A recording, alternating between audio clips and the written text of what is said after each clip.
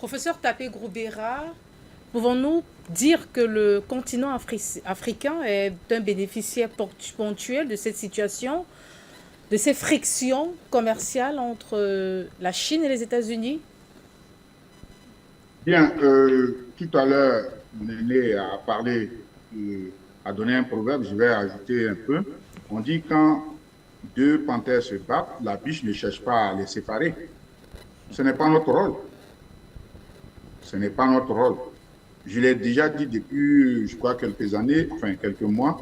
J'ai dit que nous avons une opportunité, pas parce que M. Trump est un monsieur que nous aimons, mais il est venu d'abord, il va chercher à régler ses problèmes internes. N'oubliez pas qu'il a été bousculé d'abord par ce qu'on appelle l'État profond, et ensuite, la plupart des chefs d'État occidentaux, on l'a vu la fois dernière, il les a fait asseoir comme des enfants et puis leur parlait, qui eux-mêmes se sont laissés ridiculiser. Bref, donc il est en train de régler ces problèmes.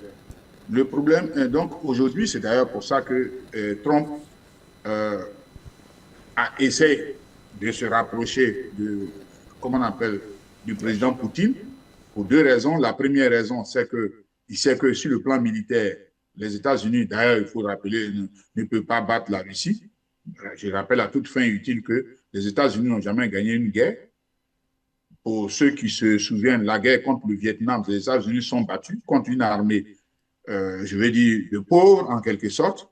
Aujourd'hui où nous parlons, le Vietnam est gouverné par un régime communiste. Il y a eu le cas de l'Afghanistan, ils sont allés soi-disant combattre les talibans. Là où je vous parle, les talibans sont là-bas.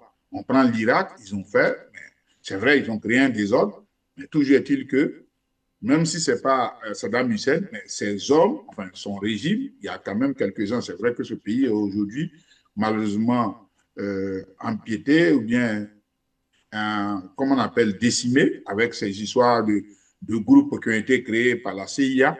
Mais toujours est-il que les États-Unis n'ont pas gagné de guerre. Donc, les États-Unis ne gagnent jamais de guerre. Tout ce qu'ils savent faire, c'est de créer le désordre. Et donc, aujourd'hui, qu'est-ce qu'il fait? Il essaie de se rapprocher de M. Macron, pardon, de Macron, de Poutine, en voulant donner l'impression que c'est parce qu'il est le chef. Rappelez-vous, il y a quelque temps, il avait déjà donné 2 semaines à Poutine pour dire d'arrêter la guerre, sinon elle allait intervenir. Ça nous rappelle un peu un autre comédien du nom de Macron, qui a toujours dit qu'il allait envoyer les Français, enfin ses soldats, pour aller se battre. Il ne l'a jamais fait, comme si on l'empêchait. Bref. Donc, ce qui se passe, c'est que les États-Unis qui sont dépassés. Parce que le livre de M. Emmanuel Todd, hein, La défaite de l'Occident, je pense que c'est un livre révélateur. Mais avant lui, il y avait d'autres personnes qui avaient écrit comment on appelle, sur cette histoire de la décadence du monde occidental, est une réalité. M. Trump gère un pays qui est en train d'aller à volo. C'est une réalité. Il n'y a pas midi 14. Les États-Unis, c'est comme vous avez un lion, on dit c'est un lion. On oublie même que ses dents ne sont plus capables de gérer, de mordre, ne serait-ce même une petite souris. C'est le cas des États-Unis. Sur le plan économique, c'est la Chine. Je rappelle que après le Japon, la Chine est le deuxième qui détient le plus grand taux des dettes des pays occidentaux, notamment ceux des États-Unis. Vous voyez? Donc, c'est d'ailleurs pour ça que l'année passée, la Chine a liquidé quelques-uns des bons américains parce qu'ils savent que la dette des États-Unis est une dette très, très, très élevée. Je donne, par exemple, en termes de choses, c'est 35 000 milliards, alors que le PIB des États-Unis, c'est 27 000 milliards. Vous voyez que le décalage est énorme, en quelque sorte. Donc, c'est un pays très endetté. Et donc, la Chine, sur le plan économique, est la première puissance mondiale. Ça, il n'y a même pas de débat. Sur le plan militaire, c'est comment on appelle, c'est la Russie. Et deux pays dont je viens de parler font partie du BRICS. Et les pays occidentaux qui, à un moment donné, se tapaient la poitrine, représentent à peine 27% en termes économiques. Vous voyez qu'on va progressivement vers ce qu'on appelle la fin de ce monde-là. Donc, la question des tarifs douaniers dont on parle, qu'il faut expliquer un peu simplement aux gens pour que les gens comprennent, euh, elle va, cette question-là, enfin, on va remarquer dans quelques temps une forme de récession aux États-Unis. Trump le sait, ou bien s'il ne le sait pas, alors ça pose un problème. Moi, je ne suis pas économiste, je suis quelqu'un qui fait seulement de l'analyse. Je m'explique. Lorsque vous mettez des tarifs douaniers, c'est-à-dire que vous dites aux gens que si vous venez dans mon pays, vous allez payer un tel taux. Or, vous savez que les capitalistes, ce sont des gens qui n'aiment pas prendre trop de risques. Donc, les gens regardent. On s'est dit, je prends un exemple, des entreprises qui sont par exemple au Mexique. C'est-à-dire que pour produire à coût moins cher, les Américains vont par exemple construire des usines au Mexique parce que la main-d'œuvre là-bas est moins chère. Et qu'est-ce qu'ils font? Quand Trump dit que les marchandises qui ont été en plus-value, qui ont été faites, ne peuvent plus rentrer gratuitement, il faut élever le tarif. Donc, ce qui veut dire que celui qui vient venir, il a deux possibilités. Première possibilité, le tarif qui a été fixé, il le paye et il fait rentrer ses marchandises là. Ou bien, deuxième possibilité, mais là, il a une main-d'œuvre qui est moins chère. Deuxième possibilité, il fait un démantèlement de son entreprise et il vient aux États-Unis, mais la différence, c'est qu'il doit payer plus cher, comment on appelle les ouvriers, puisqu'ils sont payés en dollars quand même. Donc, il regarde ça. Le troisième élément qui est une conséquence, c'est que comme M. Trump est un monsieur qui est fluctuant, hein, aujourd'hui, il peut dire ça le soir, il peut changer. Actuellement, M. Trump, en fait, il fait de la surenchère. L'objectif, il le dit lui-même, il est en pleine négociation. C'est-à-dire que si demain,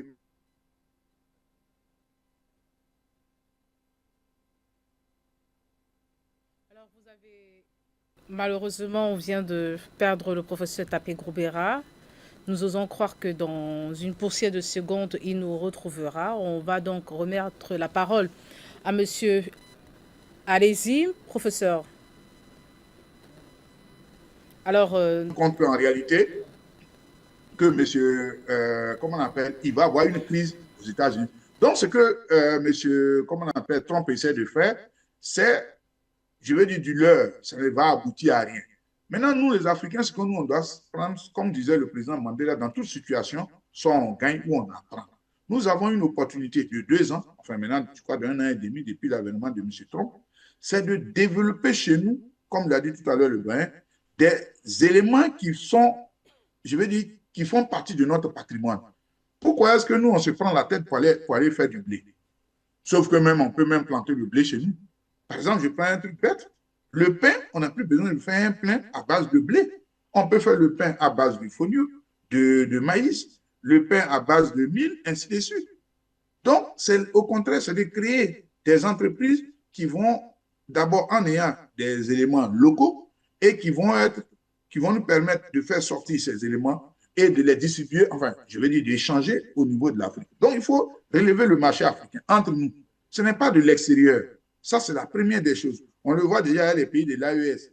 C'est vrai qu'ils sont entourés des gens qui, ma foi, continuent de croire que l'Occident va les aider, mais il faut plutôt ancrer nos éléments sur nos propres ressources et sur nos propres valeurs. Ça, c'est très important.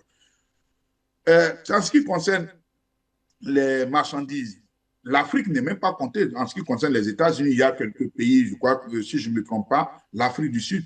Donc, pour nous, je pense que c'est une bataille entre eux. Mais nous, au contraire, nous devons aussi dire, comme il est élevé, comment on appelle, les tarifs douaniers, nous aussi, nous devons faire la même chose. Ce sont eux qui viennent envoyer des voitures. Pour le moment, on ne produit pas encore des voitures, même s'il y a quelques tentatives, on ne produit pas les voitures en grande quantité. Nous aussi, si les États-Unis, ils élèvent les tarifs douaniers, nous, on dit pour faire entrer une Ford, par exemple, dans un pays africain, on élève les tarifs douaniers également. Voilà comment nous, on peut gagner dans cette situation. De telle sorte qu'ils savent que s'il y a quelque chose qu'ils posent comme acte, comme l'a fait le président Tchani, en ce qui concerne les vidas, nous aussi, nous devons, pour une question de principe de réciprocité, poser le même acte pour qu'ils sachent que, comme on dit chez nous, quand tu danses avec un non-voyant, il faut marcher de temps en temps sur son pied pour qu'il sache qu'il n'est pas seul. Voilà, moi, pour moi, ce que nous devons faire. Nous ne devons pas chercher à séparer qui que ce soit. La bataille, la Chine est assez grande pour se défendre. Je vous ai dit que la dette des États-Unis, la première, ceux qui la détiennent, vous avez la Chine et le Japon, les deux réunis, détiennent 80% des dettes des pays occidentaux. Donc, la Chine a les moyens